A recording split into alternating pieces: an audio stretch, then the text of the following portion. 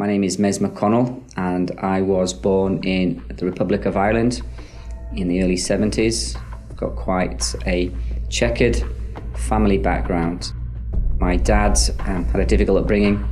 His father killed himself and he had no relationship with his mother. Him and his brothers were split up around the world. I understand one went to Scotland, one went to North America somewhere, and my dad went to Ireland, where I was born. So my dad got married early.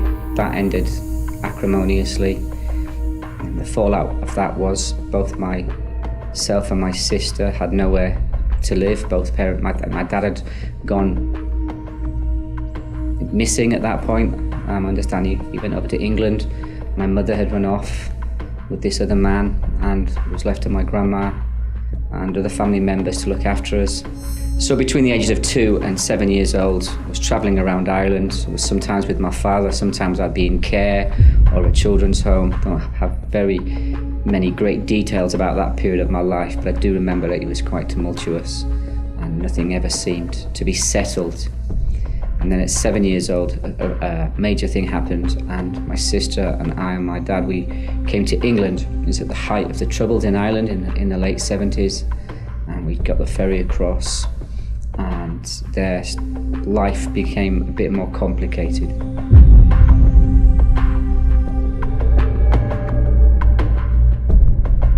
So between the ages of 12 and 16, I would say a key time in my life, lots of events happened to me. So I got into trouble with the police for the first time. I was convicted of my first criminal offence for assault when I was 12 years old.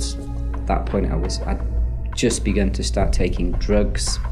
Then at the age of 13, 14, one of my friends was stabbed to death in the chest, and I remember he died. He just bled out in a car on the way to the hospital. That death troubled me. That event really troubled me. It made me think, where is my friend? Where's he gone? What's the point of life? And these were questions I began to ask. And nobody had any answers to these questions. And my conclusion was, well, there is no point to life. There is no hope. And therefore, I should just continue what I'm doing.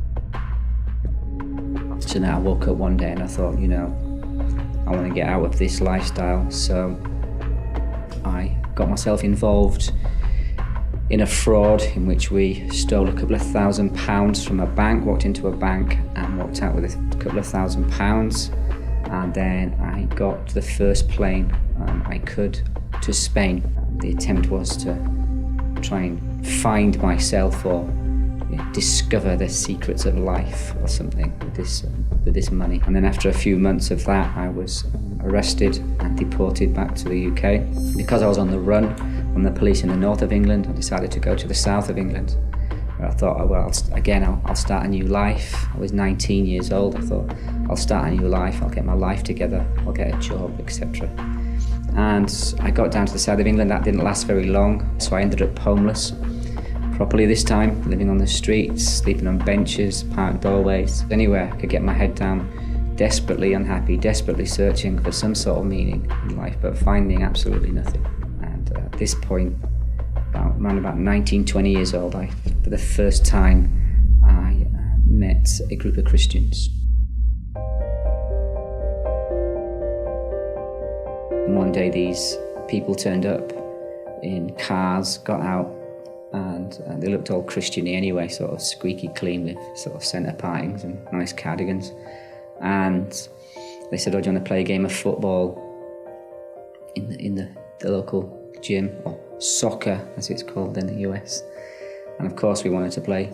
And so these Christians began to talk about how I was separated from God because I was a sinner, how unless I confessed my sin and put my faith and trust in Jesus Christ and repented of my sinful lifestyle, that I would be spending eternity in hell.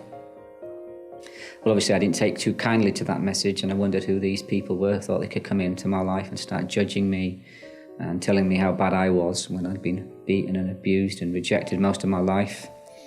And so my friends and I disrupted the meetings. We started shouting and swearing and threatening them He threw rocks at their cars and basically ran them out of town on the first night.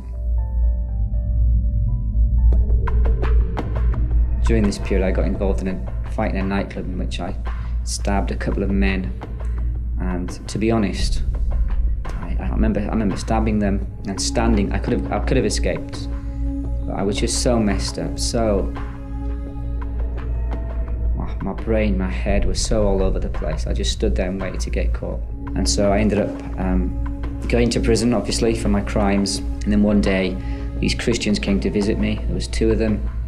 And they travelled about 300 miles to visit me. They actually just talked to me like I was a human being and not a pet project to sort of convert or something. And that impressed me. And then when I was due for parole, I went to see my probation officer and the board of the governors at the time.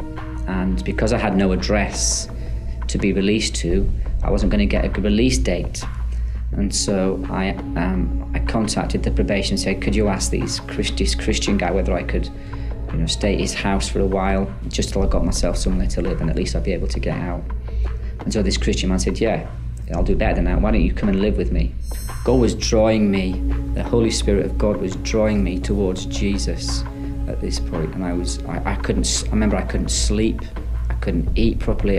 Every time I woke up, I'd be thinking about Jesus. I was just disturbed. Jesus Christ had saved me from a life of hopelessness. He saved me from a mess completely, almost entirely of my own making. And I thought, right, I want to serve the Lord, and I'm going to do this for the rest of my life.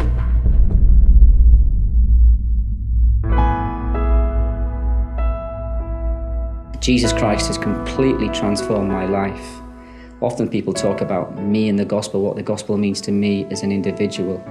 But Jesus Christ has not only transformed my life personally, but socially as well. And so I ended up going to Bible college in the south of England. I was very good at telling people about Jesus, but I'd get to, you're a sinner, you're a scumsucker like me, repent or you're going to hell, you loser. And then didn't have much more than that, really. I married Miriam 14 years ago. I met her, and the Lord just gave me a wonderful wife. I have 2 wonderful children, Kezia, who's 11, Lydia, who's nearly 10. Recently, my eldest daughter was baptized. Her opening words were, I was brought up in a Christian family. And for me, they were the greatest words that I could ever have heard. And it shows one thing, and it shows me this, that the gospel has broken through these barriers. When I look back at my family history and this just cycle of abuse and brokenness, and yet Jesus Christ has burst through that cycle and he's began a work of transformation that far exceeds anything that I could ever hope and dream of. And it's this same transformation that I want to see at community levels across Scotland, in places that are desperately short of the gospel.